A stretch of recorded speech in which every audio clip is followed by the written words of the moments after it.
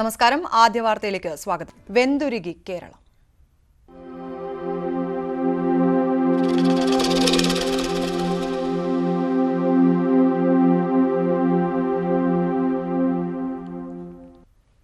സംസ്ഥാനത്ത് സൂര്യാതപത്തെ തുടർന്നുള്ള ജാഗ്രതാ നിർദ്ദേശം 2 ദിവസം കൂടി ദീർഘിപ്പിച്ചു. ഇടുക്കിയും വയനാടും ഒഴികെയുള്ള ജില്ലകളിൽ ചൂട് 3 ഡിഗ്രി വരെ ഉയരുമെന്നാണ് മുന്നറിയിപ്പ്. കുടിവെള്ളക്ഷാമം രൂക്ഷമായ സ്ഥലങ്ങളിൽ വെള്ളം എത്തിച്ചു തുടങ്ങി. സൂര്യാതപമേറ്റ 60 പേർ ഉൾപ്പെടെ 122 പേരാണ് ഇന്നലെ ചികിത്സ തേടിയത്. വേനൽ മഴയ്ക്ക് അനുകൂലമായ യാതൊരു സാഹചര്യങ്ങളുമില്ലെന്നാണ് കാലാവസ്ഥാ നിരീക്ഷണ കേന്ദ്രത്തിന്റെ അറിയിപ്പ്. അറബിക്കടലിന്റെ പല ഭാഗങ്ങളിലും 3% വരെ ചൂടാണ് കൂടിയത്. വയനാട്, ഇടുക്കി ഒഴികെയുള്ള ജില്ലകളിൽ ശരാശരിയിൽ നിന്ന് 2 മുതൽ 3 ഡിഗ്രി വരെ ചൂട് കൂടും. ഏപ്രിൽ ആദ്യവാരം വരെ ഈ സ്ഥിതി തുടരുമെന്നാണ് കാലാവസ്ഥാ നിരീക്ഷണ വകുപ്പിന്റെ വിലയിരുത്തൽ. എല്ലാ ജില്ലകളിലും കൺട്രോൾ റൂമുകൾ വഴി സ്ഥിതിഗതികൾ നിരീക്ഷിച്ചു വിലയിരുത്തുന്നുണ്ട്. ദുരന്ത നിവാരണ അതോറിറ്റിയുടെ ജാഗ്രതാ മുന്നറിയിപ്പ് നിലനിൽക്കുന്ന ദിവസങ്ങളിൽ സ്കൂൾ, കോളേജ് വിദ്യാർത്ഥികളുടെ അവധിക്കാല ക്ലാസുകൾ ഒഴിവാക്കണമെന്ന് നിർദ്ദേശമുണ്ട്. പ്രായമായവർ, ഗർഭിണികൾ, കുട്ടികൾ, മറ്റു രോഗങ്ങൾ മൂലമുള്ള അവശത അനുഭവിക്കുന്നവർ തുടങ്ങിയവർ പകൽ 11 മണി മുതൽ 3 മണി വരെ നേരിട്ട് സൂര്യപ്രകാശം ഏൽക്കാതിരിക്കാൻ പ്രത്യേകം ശ്രദ്ധിക്കണം. ഏപ്രിൽ പകുതിയോടെയെങ്കിലും വേനൽ മഴ ലഭിച്ചില്ലെങ്കിൽ ഉഷ്ണതരംഗത്തിനുള്ള സാധ്യതയും തള്ളിക്കളയാനാവില്ല. ന്യൂസ് 18 തിരുവനന്തപുരം. കനത്ത ചൂടിനെ തുടർന്ന് പാലക്കാട് ജില്ലയിൽ സൂര്യാഘാതമേറ്റ് 37 വളർത്തുമൃഗങ്ങൾ ചത്തു. മൃഗങ്ങൾക്ക് പുറമെ 100 കണക്കിന് കോഴികളും ചത്തതായി ജില്ലാ മൃഗസംരക്ഷണ വകുപ്പ് വ്യക്തമാക്കി. വളർത്തുമൃഗങ്ങളെ പകൽ സമയം തുറസായ സ്ഥലത്ത് അഴിച്ചുവിടരുതെന്ന മൃഗസംരക്ഷണ വകുപ്പ് നിർദ്ദേശം പലയിടത്തും പാലിക്കപ്പെടാത്തതും പ്രതിസന്ധി സൃഷ്ടിക്കുന്നു. മൃഗസംരക്ഷണ വകുപ്പിന്റെ കണക്ക് പ്രകാരം പാലക്കാട് ജില്ലയിൽ കഴിഞ്ഞ ഒരു മാസത്തിനുള്ളിൽ 22 പശു, 3 പോത്ത്, 4 ആട്, 8 വളർത്തുനായ എന്നിവയാണ് സൂര്യാഘാതമേറ്റ് ചത്തത്.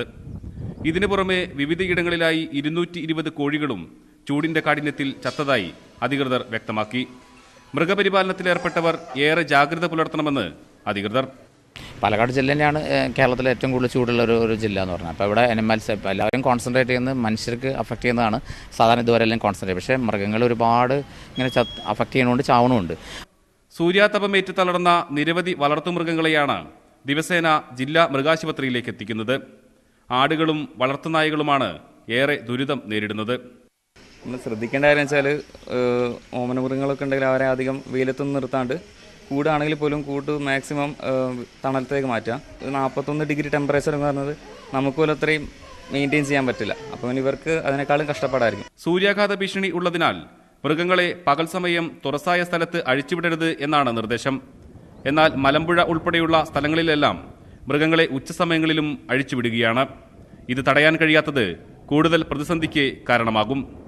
സൂര്യാഘാതം മൂലം നിരവധി കന്നുകാലികൾ ചത്തുവീണിട്ടും പകൽ സമയങ്ങളിൽ കന്നുകാലികളെ പുറത്തിറക്കരുതെന്ന നിബന്ധന പാലിക്കാൻ പലരും തയ്യാറാകുന്നില്ല. ഇവർക്കെതിരെ കർശന നടപടിയെടുക്കാൻ അധികൃതർ തയ്യാറാകണം. ക്യാമറമാൻ KM പ്രയത്തിനൊപ്പം പ്രസാദ് ഉടുമ്പിശ്ശേരി, ന്യൂസ് 18 പാലക്കാട്. കൊടും ചൂടിൽ വലയുകയാണ് തൃശൂർ പെരിങ്ങോട്ടുകര 107 നമ്പർ അംഗനവാടിയിലെ കുരുന്നുകൾ. അംഗൻവാടി ആധുനികവൽക്കരിച്ചിട്ടും വൈദ്യുതി ലഭിക്കാത്തതിനാൽ ഫാൻ പ്രവർത്തിക്കാനാകാത്ത ഇവരെ ദുരിതത്തിലാക്കുന്നത്. പെരിങ്ങോട്ടുകര പാന്യം പഞ്ചായത്തിലെ 107 നമ്പർ അംഗൻവാടിയിലെ കുരുന്നുകൾക്കാണ് ദുരവസ്ഥ. കൊടുംചൂടിൽ നാടാകെ വെന്തുരുകുമ്പോൾ ഫാനുണ്ടായിട്ടും അവ കണ്ടിരിക്കാൻ മാത്രമാണ് ഇവർക്ക് യോഗം. വൈദ്യുതി ലഭിക്കും മുമ്പ് തിടുക്കപ്പെട്ട് ഗീതാഗോപി MLA അംഗനവാടി ഉദ്ഘാടനം ചെയ്തു. വയറിങ്ങും ഇലക്ട്രിക് ഉപകരണങ്ങളുമെല്ലാം സ്ഥാപിച്ചെങ്കിലും ഉദ്ഘാടനം കഴിഞ്ഞതോടെ അധികൃതർക്ക് മെല്ലെപ്പോക്കായി. മാസങ്ങൾ കഴിഞ്ഞിട്ടും വൈദ്യുതി ലഭിക്കാൻ ആരും മുന്നിട്ടിറങ്ങിയില്ല. ഇവിടെ അംഗൻവാടിയിൽ 12 കുട്ടികളുണ്ട്. ഇവിടെ കറണ്ട് കിട്ടാത്ത കാരണം ഞങ്ങൾക്ക് ഇങ്ങനെ ഭയങ്കര ബുദ്ധിമുട്ടാണ്. ഞങ്ങൾ വീശിയിട്ട് കഴിഞ്ഞാൽ പിള്ളേർ ഉറക്കാറ്. ജീവനക്കാരായ ഷീജയുടെയും ശ്രീജയുടെയും സ്നേഹപൂർവ്വമുള്ള പരിചരണത്തിലാണ് കുട്ടികൾ ചൂടിനെ മറികടക്കുന്നത്. ഉഷ്ണം കൂടുമ്പോൾ ഇരുവരും കുട്ടികൾക്ക് വിശറി കൊണ്ട് വീശി ആശ്വാസം നൽകും. അംഗനവാടിയിൽ വൈദ്യുതി ലഭ്യമാക്കാൻ ഉടൻ നടപടി സ്വീകരിക്കണമെന്നാണ് നാട്ടുകാരുടെ ആവശ്യം. ന്യൂസ് 18 തൃശൂർ. മാപ്പില്ലാത്ത ക്രൂരത.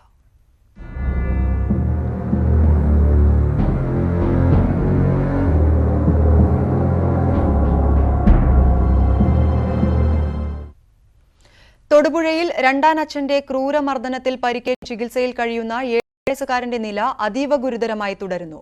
മരുന്നുകളോട് പ്രതികരിക്കാത്തതിനാൽ അടുത്ത ഏതാനും മണിക്കൂറുകൾ നിർണായകമാണ്. കേസിൽ അറസ്റ്റിലായ രണ്ടാനച്ഛൻ അരുൺ ആനന്ദിനെ ഇന്ന് കോടതിയിൽ ഹാജരാക്കും. കുട്ടി മരുന്നുകളോട് പ്രതികരിക്കാത്തതാണ് പ്രതിസന്ധി സൃഷ്ടിക്കുന്നത്.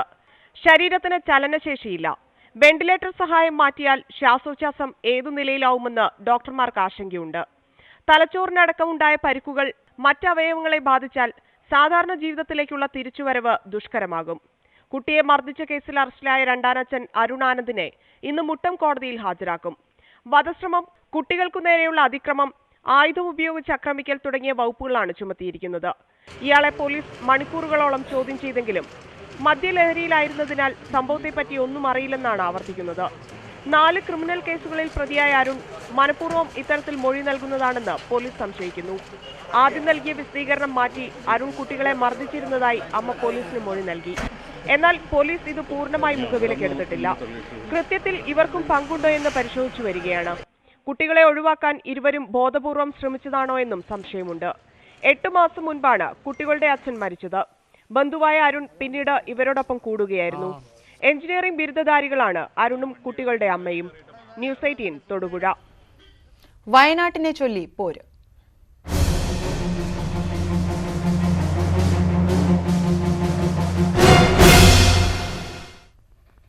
രാഹുൽ ഗാന്ധിയുടെ സ്ഥാനാർത്ഥിത്വത്തെ ചൊല്ലിയുള്ള അനിശ്ചിതത്വം തുടങ്ങിയിട്ട് ഒരാഴ്ച പിന്നിടുന്നു. ഈ 8 ദിവസവും വിവാദം UDF തെരഞ്ഞെടുപ്പ് പ്രവർത്തനത്തെ ബാധിച്ചു. കേന്ദ്ര സംസ്ഥാന സർക്കാരുകൾക്കെതിരായ ആരോപണങ്ങൾ ചർച്ചയാകേണ്ട ഘട്ടത്തിൽ രാഹുൽ വരാത്തതിന് വിശദീകരണം നൽകേണ്ട അവസ്ഥയിലാണ് കോൺഗ്രസ് നേതൃത്വം. തുടക്കത്തിൽ മൗനം പാലിച്ച ഘടകകക്ഷികളും അതൃപ്തി പരസ്യമാക്കി. കോൺഗ്രസ് അധ്യക്ഷൻ ശ്രീ രാഹുൽ ഗാന്ധി സൗത്ത് ഇന്ത്യയിൽ നിന്ന് മത്സരിക്കണം, അത് കേരളത്തിലെ വയനാട്ടിൽ നിന്നാകണം എന്നുള്ള റിക്വസ്റ്റ് അദ്ദേഹത്തോട് നൽകിയിരിക്കുകയാണ്. രാഹുൽജി കേരളത്തിൽ മത്സരിക്കണമെന്നാണ് ഞാൻ പറഞ്ഞത്. വരുമെന്നുള്ള സൂചന ഞാൻ കണ്ടിട്ടുണ്ട്. രാഹുൽജി ഒരു സമയത്തും രണ്ടാമതൊരു സീറ്റിൽ മത്സരിക്കണമെന്നുള്ള സൂചന പോലും നൽകിയിട്ടില്ല. ഇതിനു മുമ്പ് അദ്ദേഹം മത്സരിച്ചിട്ടുമില്ല. ഉമ്മൻചാണ്ടിയുടെ ആദ്യ പ്രസ്താവന UDF പ്രവർത്തകർക്ക് നൽകിയ ആവേശം മുഴുവൻ ചോർത്തിക്കളയുന്നതായിരുന്നു രണ്ടാമത്തെ പ്രസ്താവന. കഴിഞ്ഞ ഒരാഴ്ചയായി കേരളത്തിലെ കോൺഗ്രസ് തിരഞ്ഞെടുപ്പ് പ്രചരണം രാഹുൽ ഗാന്ധിയുടെ സ്ഥാനാർത്ഥിത്വത്തിൽ ചുറ്റിത്തിരിയുകയാണ്. ആദ്യ ദിവസങ്ങളിൽ ഈ ചർച്ച കോൺഗ്രസിനും UDFനും നേട്ടമായിരുന്നെങ്കിൽ ഇപ്പോഴത് തിരിഞ്ഞുകുത്തുകയാണ്. രാഹുൽ ഗാന്ധി എന്തുകൊണ്ട് വരുന്നില്ല എന്ന ചോദ്യത്തിന് ഉത്തരം കണ്ടെത്താനാണ് ഏറെ ബുദ്ധിമുട്ടുന്നത്. രാഹുൽ ഗാന്ധി കേരളത്തിലേക്ക് വരാൻ പാടില്ല എന്നാഗ്രഹിച്ച ചില രാഷ്ട്രീയ പ്രസ്ഥാനമുണ്ട്. ആ പ്രസ്ഥാനത്തെക്കുറിച്ച് ഞാൻ ഇപ്പോൾ പറയുന്നില്ല. അവർ ഡൽഹിയിൽ നടത്തിക്കൊണ്ടിരിക്കുന്ന നാടകങ്ങൾ, ആ നാടകങ്ങൾ യഥാസമയം ഞാൻ നിങ്ങളുടെ മുമ്പാകെ വെക്കാമെന്ന് മാത്രം ഞാനിവിടെ പറയട്ടെ. കേന്ദ്ര സംസ്ഥാന സർക്കാരുകൾക്കെതിരായ ജനവികാരമുയർത്തി വോട്ടുറപ്പാക്കുക എന്നായിരുന്നു UDF ലക്ഷ്യം. എന്നാൽ ഒരാഴ്ചയായി അത്തരത്തിലൊരു ചർച്ചയും മുന്നോട്ട് വെക്കാൻ കഴിഞ്ഞിട്ടില്ല. കേരളത്തിലെ മുതിർന്ന കോൺഗ്രസ് നേതാക്കളുടെ എടുത്തുചാട്ടമാണ് ഇപ്പോഴത്തെ പ്രശ്നങ്ങൾ കാരണമെന്ന വികാരമാണ് ഘടകകക്ഷികൾക്ക്. ലീഗിന് മാത്രമല്ല, വയനാട് പാർലമെന്റ് മണ്ഡലത്തിലെ എല്ലാ ജനാധിപത്യ വിശ്വാസികൾക്കും. സംസ്ഥാനത്ത് പ്രമുഖ മുന്നണി സ്ഥാനാർത്ഥികൾ ഇന്ന് നാമനിർദ്ദേശ പത്രിക സമർപ്പിക്കും. വടകരയിൽ P. ജയരാജനും തിരുവനന്തപുരത്ത് C. ദിവാകരനും ചാലക്കുടിയിൽ ഇന്നസെന്റും അടക്കമുള്ള സ്ഥാനാർത്ഥികൾ ഇന്ന് നാമനിർദ്ദേശ പത്രിക നൽകും. കോഴിക്കോട് മണ്ഡലത്തിലെ LDF, UDF സ്ഥാനാർത്ഥികൾ ഇന്നാണ് പത്രിക നൽകുക.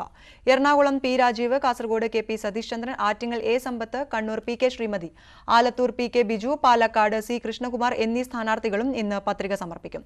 സംസ്ഥാനത്ത് ഇതുവരെ 23 സ്ഥാനാർത്ഥികളാണ് നാമനിർദ്ദേശ പത്രിക സമർപ്പിച്ചത്. ഏപ്രിൽ 4 വരെയാണ് പത്രിക സമർപ്പിക്കാനാവുക. BJP ദേശീയ അധ്യക്ഷൻ അമിത്ഷാ ഗാന്ധിനഗറിൽ ഇന്ന് നാമനിർദ്ദേശ പത്രിക നൽകും. മിഷൻ ശക്തി അഭിസംബോധനയിൽ പ്രധാനമന്ത്രിക്ക് കേന്ദ്ര തെരഞ്ഞെടുപ്പ് കമ്മീഷന്റെ ക്ലീൻ ചിറ്റ്. രാജ്യത്തെ അഭിസംബോധന ചെയ്തതിൽ തെരഞ്ഞെടുപ്പ് പെരുമാറ്റ ചട്ടലംഘനം ഇല്ലെന്ന് കണ്ടെത്തി.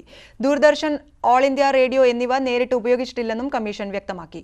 വാർത്താ ഏജൻസിയുടെ ദൃശ്യങ്ങളാണ് പ്രക്ഷേപണം ചെയ്തത്. ഈ വാർത്താ ഏജൻസിയുടെ സേവനം ദൂരദർശൻ ഉപയോഗിച്ചു പോരുന്നതാണ്. ദൂരദർശന് പുറമെ മറ്റ് 60-ലധികം ചാനലുകൾ പ്രക്ഷേപണം ചെയ്തതും തെരഞ്ഞെടുപ്പ് കമ്മീഷൻ ചൂണ്ടിക്കാട്ടുന്നു. ദൂരദർശൻ പ്രക്ഷേപണത്തിന്റെ ശബ്ദരേഖയാണ് ആകാശവാണി കേൾപ്പിച്ചതെന്നും കമ്മീഷൻ നിയോഗിച്ച സമിതി കണ്ടെത്തി.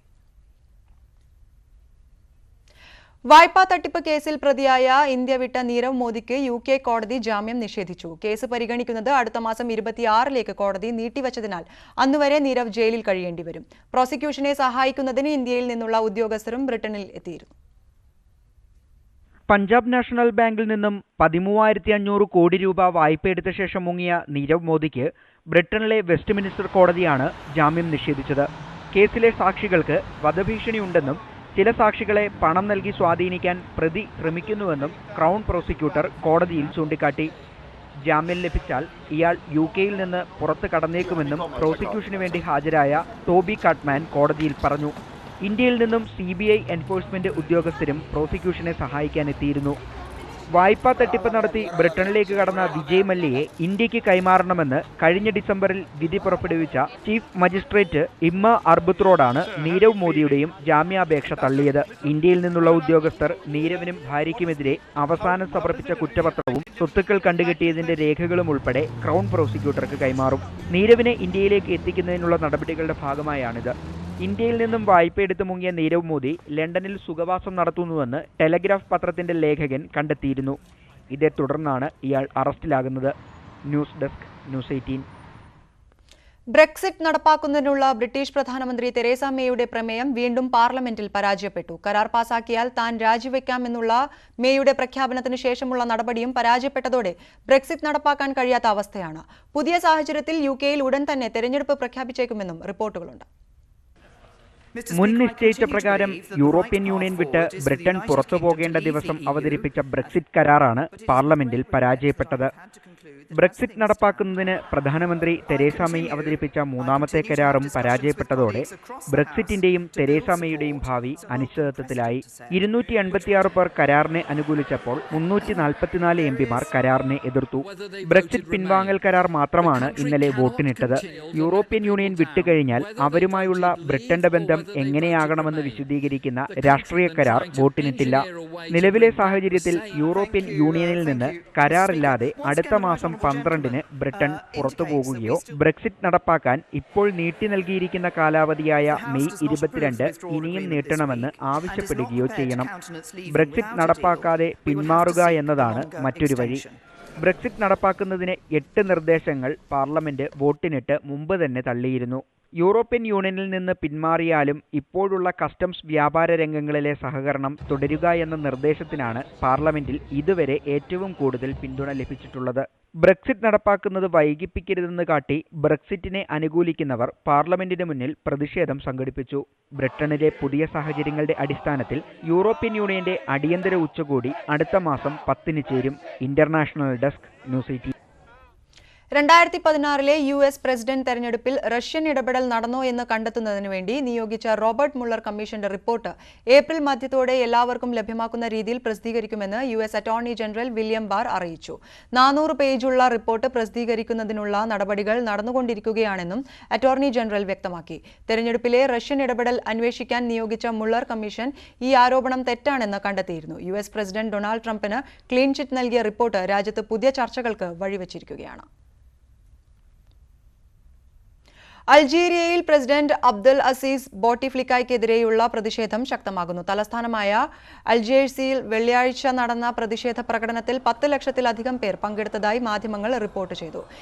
ഇവരെ പിരിച്ചുവിടാൻ പോലീസ് പലവട്ടം കണ്ണീർവാതകവും ജലപീരങ്കിയും പ്രയോഗിച്ചു. രാജ്യത്ത് ഇപ്പോൾ പ്രഖ്യാപിച്ചിട്ടുള്ള തെരഞ്ഞെടുപ്പിൽ പ്രസിഡന്റ് സ്ഥാനത്തേക്ക് വീണ്ടും മത്സരിക്കുമെന്ന് ബോട്ടിഫ്ലിക്കയുടെ പ്രഖ്യാപനം വന്നതിനെ തുടർന്നാണ് പ്രതിഷേധം ശക്തമായത്. കഴിഞ്ഞ 20 വർഷമായി പ്രസിഡന്റായി തുടരുന്ന ബോട്ടിഫ്ലിക്കയ്ക്കെതിരെ ജനവികാരം ശക്തമാണ്. 2013-ൽ പക്ഷാഘാതം വന്നതിനെ തുടർന്ന് സ്വിറ്റ്സർലാൻഡിൽ ചികിത്സയിൽ കഴിയുകയാണ് 81-കാരനായ ബോട്ടിഫ്ലിക്ക.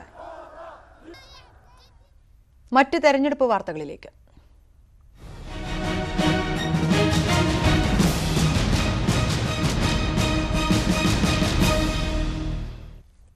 ഇടതുമുന്നണിയുടെ തെരഞ്ഞെടുപ്പ് പരസ്യ ഹോർഡിംഗുകളിൽ നിന്ന് VS അച്യുതാനന്ദനെ ഒഴിവാക്കി. കഴിഞ്ഞ നിയമസഭാ തെരഞ്ഞെടുപ്പ് കാലത്ത് പിണറായി വിജയനും കോടിയേരി ബാലകൃഷ്ണനുമൊപ്പം VSഉം ഉണ്ടായിരുന്നു. ലോക്സഭാ തെരഞ്ഞെടുപ്പിനായി സ്ഥാപിച്ച ഹോർഡിംഗുകളിൽ പക്ഷേ VS ഇല്ല.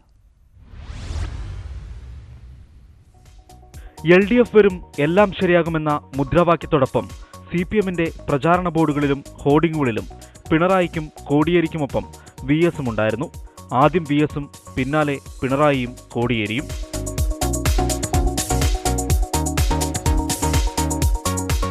ഇത് ലോക്സഭാ തെരഞ്ഞെടുപ്പിന്റെ കാലം. വർഗീയത വീഴും, വികസനം വാഴും, ഇത് കേരളമാണ് എന്നിങ്ങനെ മുദ്രാവാക്യം മാറി. പ്രചാരണ ബോർഡുകളിൽ നിന്ന് VSഉം CPM സ്ഥാപിച്ച കൂറ്റൻ ഹോർഡിംഗുകളിൽ പിണറായിയും കോടിയേരിയും മാത്രം. എന്നാൽ ചിലയിടങ്ങളിൽ CPI സ്ഥാപിച്ച ബോർഡുകളിൽ പിണറായി വിജയനൊപ്പം VSഉമുണ്ട്.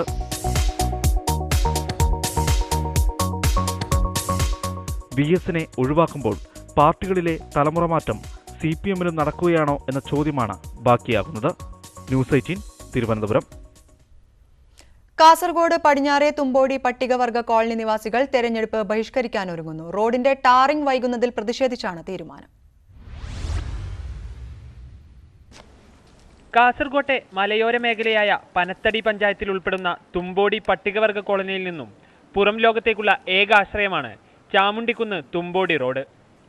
2 കിലോമീറ്ററും 300 മീറ്ററും മാത്രം ദൈർഘ്യമുള്ള റോഡിന്റെ പകുതിയിലധികം നേരത്തെ ടാർ ചെയ്തിരുന്നു. ബാക്കിയുള്ള ഭാഗം 2 വർഷം സോളിംഗ് നടത്തിയിട്ടുണ്ടെങ്കിലും ഇതുവരെ ടാറിംഗ് ചെയ്തിട്ടില്ല.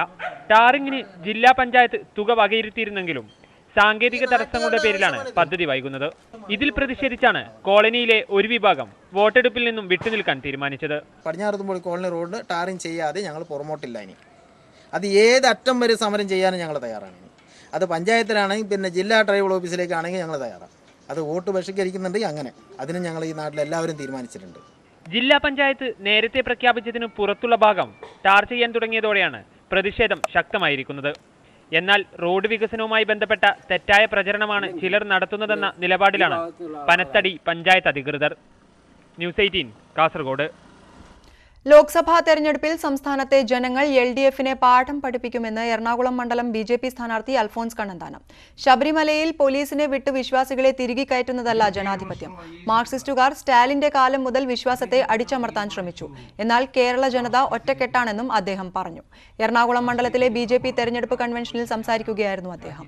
കൺവെൻഷൻ O രാജഗോപാൽ ഉദ്ഘാടനം ചെയ്തു. ഇന്ത്യയിൽ പ്രധാനമന്ത്രി സ്ഥാനത്തേക്ക് മത്സരിക്കാൻ കഴിയുന്ന ഒരേ ഒരാൾ നരേന്ദ്രമോദിയാണെന്ന് O രാജഗോപാൽ പറഞ്ഞു. ഒരു പ്രധാനമന്ത്രി സ്ഥാനാർത്ഥി പോലും ഇല്ലാത്ത അവസ്ഥയിലാണ് രാജ്യത്തെ പ്രതിപക്ഷ പാർട്ടികളെന്നും അദ്ദേഹം കുറ്റപ്പെടുത്തി. ആലത്തൂരിലെ UDF സ്ഥാനാർത്ഥി രമ്യ ഹരിദാസിന്റെ പ്രചാരണ പോസ്റ്റർ നശിപ്പിച്ചതായി പരാതി. സ്ഥാനാർത്ഥിയുടെ ചിത്രത്തിനു മുകളിൽ CPM-ന്റെ തെരഞ്ഞെടുപ്പ് ചിഹ്നം ഒട്ടിച്ച് പോസ്റ്ററുകൾ കൊണ്ട് മറച്ചിരിക്കുകയാണ്. ആലത്തൂർ കാവശ്ശേരിയിലാണ് പോസ്റ്റർ ഒട്ടിച്ചിരിക്കുന്നത്. പരാജയ ഭീതി കൊണ്ടാണ് CPM UDF സ്ഥാനാർത്ഥിയുടെ പോസ്റ്ററുകൾ നശിപ്പിക്കുന്നതെന്ന് കോൺഗ്രസ് ആരോപിച്ചു. ഇതിനെതിരെ പരാതി നൽകുമെന്നും നേതൃത്വം അറിയിച്ചു. ആദ്യ വാർത്ത പൂർണ്ണമാകുന്നു. നമസ്കാരം.